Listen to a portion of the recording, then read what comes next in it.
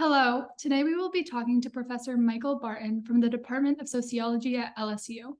Professor Barton researches the urban sociology and criminology and how the two interconnect to try and understand the dynamics of neighborhoods and their correlations with crime. He also studies the association of gentrification with violent crime and academic performance, as well as the importance of the selection of gentrification measurement strategies. We are so excited to get some insights from you, Professor. So we'd like to begin by asking a background question about you and your motivations.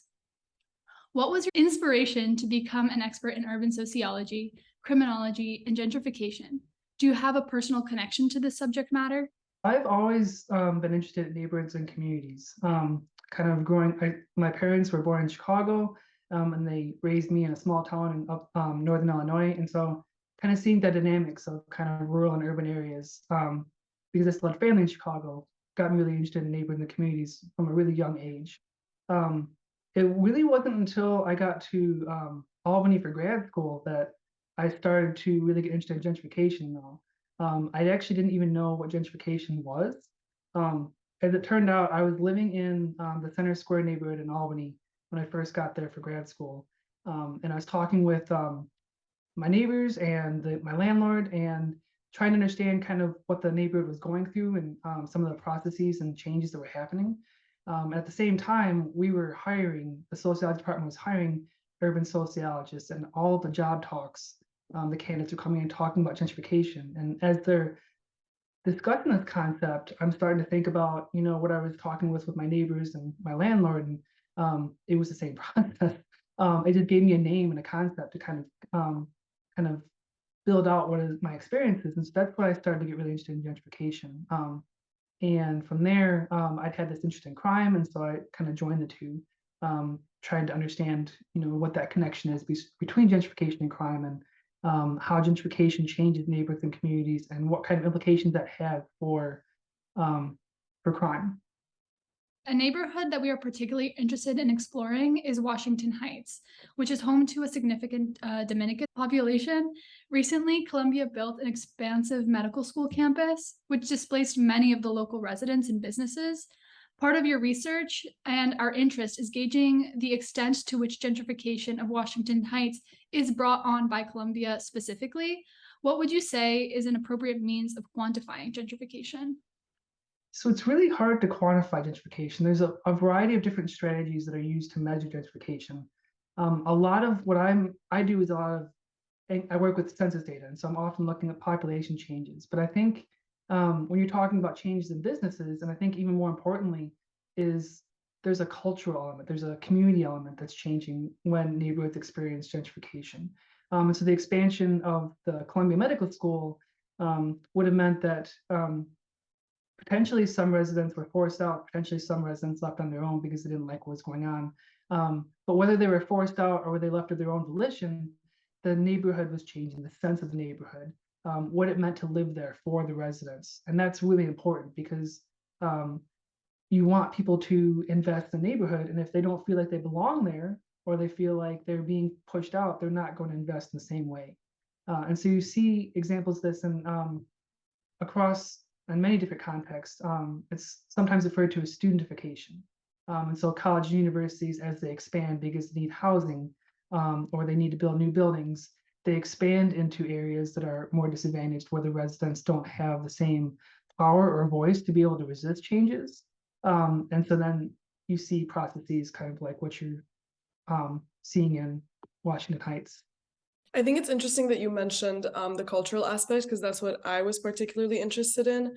I think especially like quantifying the way culture has changed is especially difficult. So I was wondering whether there is, that you know of, some measure that can accurately display to us the way that there has been a culture shift within the neighborhood. It's a paper it's published in 2011 that's been really influential for me, and they measure changes in coffee shops and in high-end coffee shops, and it's kind of the Starbucks effect, right? Mm-hmm. I've seen some of that, but I think more importantly is I've seen some research on changes in grocery stores, because grocery stores often they're going to cater to the residents of the neighborhood, especially in New York City or bigger cities, you're going to have bodegas that have kind of that. They understand neighborhood culture and understand the ingredients that are specific to certain cultures and that residents are going to be looking for. And so I would say if you could get information on changes in grocery stores, I think that would be huge. Changes in I know there was some research. I think there was in Harlem. Um, in the mid 2000s, they're talking about Gap and Old Navy and more chain stores coming in. So kind of the change from mom and pop kind of local establishments to more chain stores would be another way to kind of think about that, kind of measure that culture shift. As part of your research, you study the way in which crime and gentrification are and aren't correlated. Could you briefly summarize for us your findings on rapid urbanization projects and gentrification and the ways in which they may influence crime and juvenile delinquency rates? It varies so much by setting, and it's been kind of strange. And I think that's part because so when I was doing my research with gentrification and crime in New York City, I was having to look at subboroughs, and subboroughs are enormous. There's like 65 subboroughs in New York City, but if you drill down, I can't think of the exact number. I think it's like 110, 111 neighborhoods Mhm. that have kind of more recognizable names like Washington Heights or Harlem or Soho and things like that. Um, and so when my research in New York City, I'd found that gentrification was associated with declines in violent crime at the subborough, but um, it's hard because gentrification often happens in a very small portion of a neighborhood. And so if you're measuring a small neighborhood like Washington Heights, you're going to get one thing. But if you're having to measure that kind of change in a larger area like a subborough, it's a little bit harder to make stronger claims about that. So I found declines in violent crime associated with gentrification in New York City. And some recent research with my colleague, Dr. Matt Velasek, we looked at the Hollenbeck neighborhood in Los Angeles. And that was it was a smaller portion of Los Angeles, kind of a more specific kind of neighborhood. And we found that gentrification really wasn't having much of an impact on violent crime there. So it varies by context. I think it also varies by crime. You're going to see potential for there was a lot of in the 90s there was some discussion of kind of a muggy uppie campaign and kind of these expressive forms of violent crimes against gentrifiers. But then there's also the potential, and I think this is where one of the biggest challenges to studying this topic is that gentrifiers and incumbent residents they're very different how they engage with the police and they engage with social control. So incumbent residents, often coming from lower class status, tend to be less trusting of the police and more likely to handle things informally. And so that's fine because things are still getting handled in a particular way. But that's not, if things are being handled informally, they're not going to show up in official crime stats. Whereas when the gentrifiers come in, you now have they're more likely to call the police. Police are more likely to respond to their calls, and so you start to see crime stats kind of potentially artificially being inflated because it's not like the number of actions actually changed so much as that how the actions are being engaged with changed. And so that's one of the biggest challenges to kind of scholars are engaging with when they're talking about gentrification and crime is that are we measuring change in crime or are we measuring change in reports to the police? And we're really trying to engage with that issue still. Yeah, there's definitely so many factors to consider that I think people don't tend to think about because a statistic only shows so much, and there's all these other social factors to take into account. And I think going back to our discussion on culture as well, people might have different cultural perceptions of what is acceptable and what is not, and like you said, how to handle something formally versus informally. And I assume that that would lead to some sort of, discrepancies with the data that is collected. There's an anecdote, and I can't remember. I can't remember if this was from a research piece or something I read in a newspaper, but I remember there was an incident of a barbecue in a gentrified neighborhood, and residents were they were barbecuing on the sidewalk like they normally do, and somebody got upset. One of the new residents, one of the gentrifiers, got upset and called the police, and then things got out of hand kind of quickly, and this barbecue got broken up in in kind of a violent way. And so that really, I think, speaks to that kind of cultural tension that you're mentioning. As a follow-up, over the past 20 years, Washington Heights has dropped 74% in serious crimes. During this same time, gentrification has also been a major player in the development of the area. Is this trend an indicator of causation or correlation? Does the drop in crime rate in one specific area, such as Washington Heights, mean that the crime is only displaced rather than solved? I would argue strongly for correlation. One of the things when you're looking at changes over time, there's so many things that are changing. And so one of the things that I really picked up on and thinking about this question was the end of stop and frisk. And so the stop and frisk was a very problematic program where a lot of Black and brown individuals, particularly Black and brown men, were getting stopped and frisked and fined and or arrested, which again is dramatically inflating arrest rates and crime rates in a neighborhood. And so I think gentrification, I think, is part of the story, but I think it's also changes in policing and things like stopping programs, problematic programs, initiatives like stop and frisk, I think also kind of helped with that. There's a variety of things that could be going on there. And even as much as I've done with gentrification and crime and kind of as much research as I've done and others have done, we're still really trying to understand that causal mechanism of kind of why we're seeing this relationship with gentrification and crime. So there's a variety of things that could be kind of happening there. So I would definitely lean more towards correlation than causation. As far as the second question about displacement, this is one of those issues I keep thinking about, and I've never really had a chance to really dig in with this.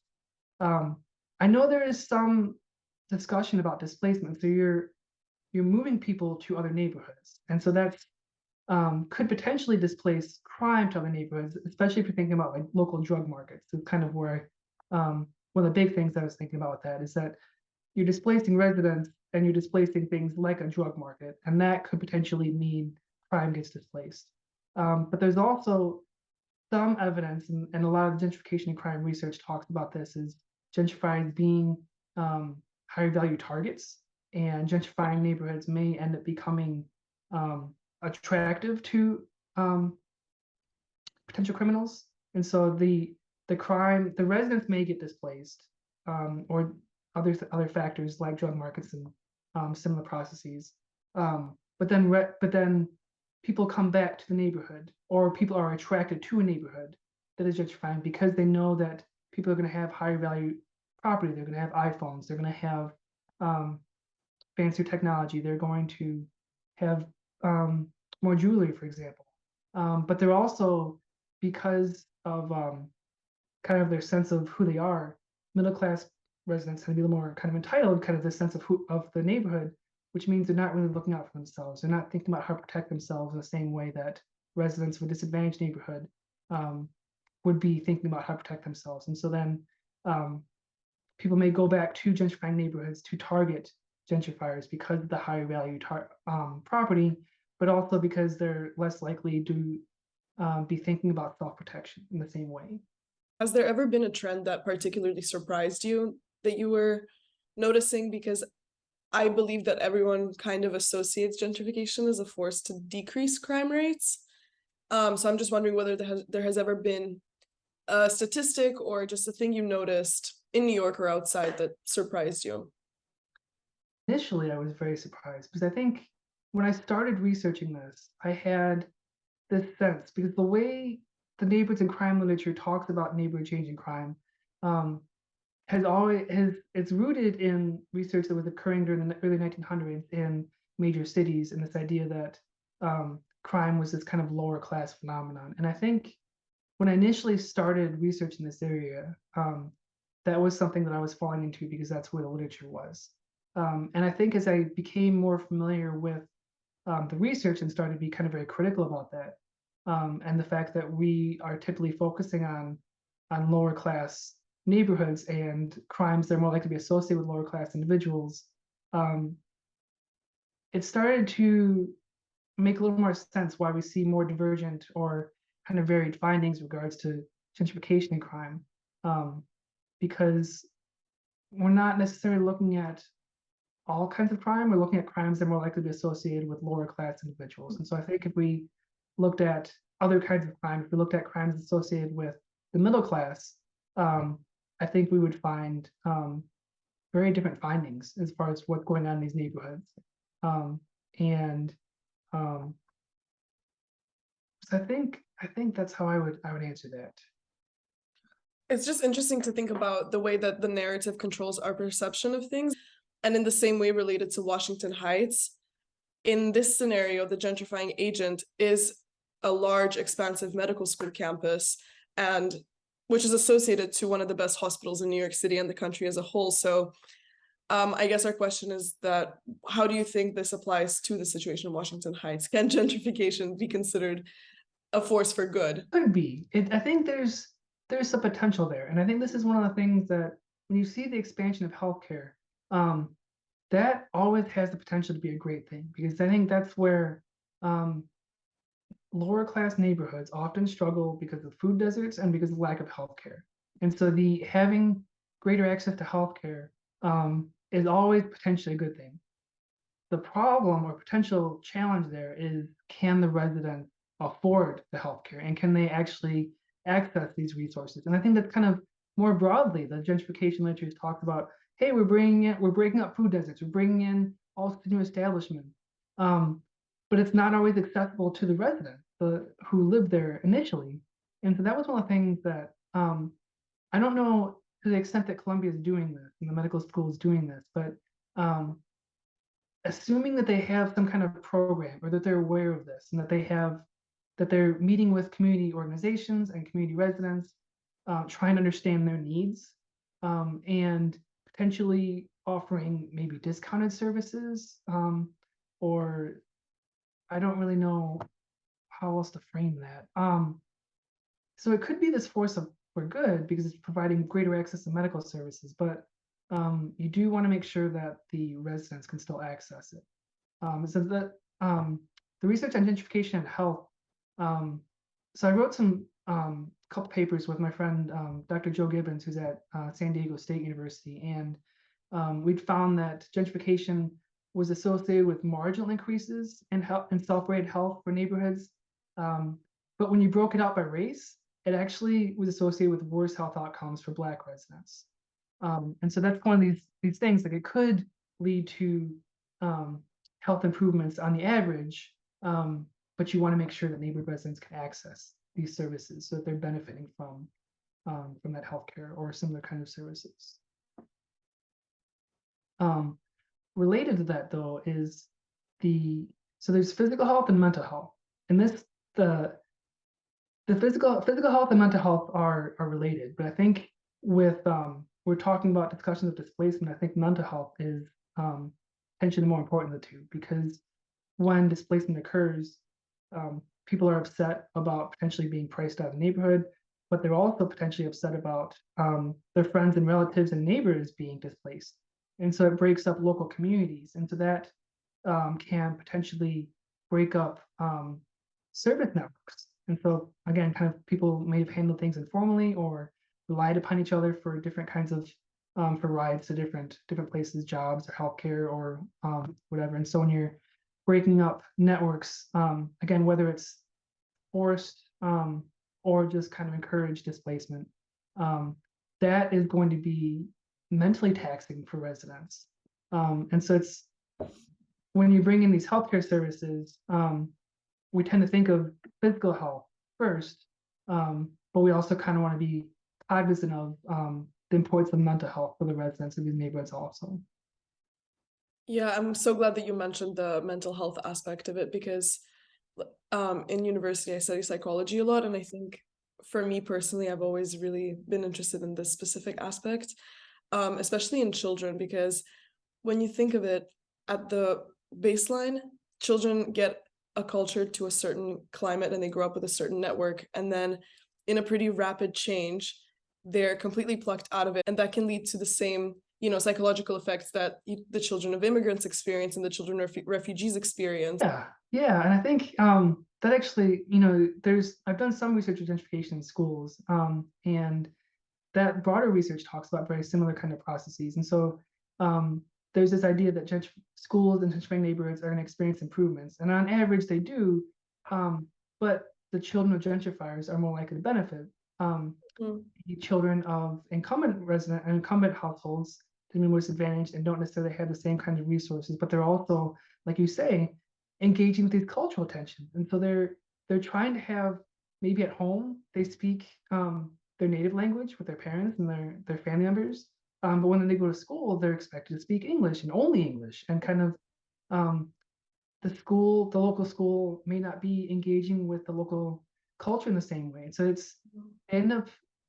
it's almost like schizophrenia, right? So that's kind of thing about it. So they're at home, they're one way and they're one culture and having to speak a language and do certain things. And they go to school, it's very different. I think that can be very jarring. As a young kid growing up and speaking exclusively Spanish most of the time and expressing your culture in a very comfortable way, I think moving out of that environment and having to adapt for your own safety and to feel comfortable and to express yourself in a more socially accepted way, healthcare could be getting better, but it only gets better for a certain demographic. Or crime rates do, decrease, but they decrease for a specific type of person. So I just think it's interesting to control that narrative as well. Yes, absolutely. Yeah, kind of following up on like the same trends.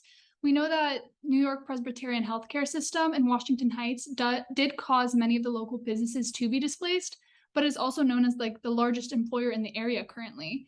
Is there a way for Columbia and New York Presbyterian to develop a strategy that boasts local employment retention rates in order to counterbalance the loss of local businesses?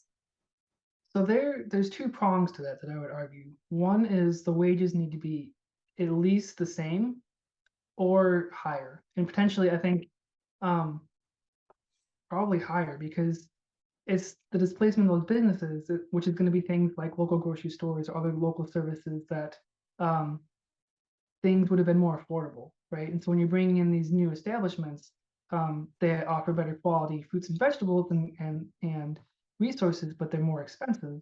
And so the residents then end up having to travel to other places to afford basic necessities, which is expensive. You're taking the bus, you're taking the subway, you're driving, or having to spend that time. And so being cognizant of the wages having to be at least the same, so that residents can afford to live in the neighborhood. But I guess also probably even arguing for improvements or increases in wages so that they can afford to pay for the increased rents or pay for the increased prices for different resources, for necessities in the neighborhood. Because you want people to stay in the neighborhood, you need to make sure they can afford to live there. It's such a paradoxical concept, the way in which the gentrifying agents, their advertising is that they're creating jobs for locals, but at the core, they're creating a problem and finding a solution to justify the problem. So it's kind of a cycle that they create.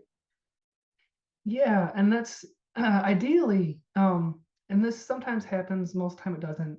When you have larger organizations like this come into a neighborhood, in the best case scenario, they're engaging with the local community beforehand. They're talking with local community organizations, community leaders, church officials, residents, and trying to understand what are the basic needs of the neighborhood. And if they're going to argue our expansion in this neighborhood is going to lead to improvements, that's fine, but who is improving for it? So if they're having those conversations and engaging with the local community beforehand, there's a way that they can do it where they're expanding and incorporating that voice and making sure that residents are still able to live and participate in local things. Thank you for talking to us today. I believe we've learned so much, and there's a lot of thinking to do about the things that we discussed.